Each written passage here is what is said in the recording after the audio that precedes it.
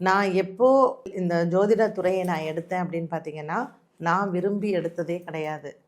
இது எனக்கு ஒரு குரு 2005ல் அவர் யாருன்னு எனக்கு இன்னைக்கு வரைக்குமே நான் நினச்சி பார்த்துப்பேன்.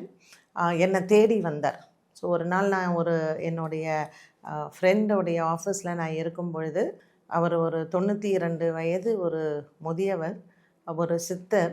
அவர் என்னை தேடி வந்து, இந்த ஜோதிட துறையை நீ எடுத்துக்கோ, இதை எடுத்து படி, உன்னை தேடி வரவங்களுக்கு நீ வந்து ஒரு சேவை மாதிரி நீ பண்ணு, கர்மா தீரும் காலத்தில் உன்னை வந்து பார்ப்பாங்க அப்படின்னு சொல்லி பெரியவர் சொன்னார். நான் வந்து அவர்கிட்ட கேட்டேன், நீங்கள் எங்கேருந்து வரீங்க அப்படின்னு கேட்கும்பொழுது, நான் திருவண்ணாமலையிலையும் இருப்பேன், நான் கொல்லிமலையிலையும் இருப்பேன் அப்படின்னு சொன்னார். நான் கொல்லிமலையிலேருந்து சில மூலிகள் கொண்டு வந்து உன்கிட்ட தரேன், உன் கையால் அதை 10 பேருக்கு கூட, அந்த 10 குடும்பம் நல்லா இருக்கட்டும்னு சொன்னார்.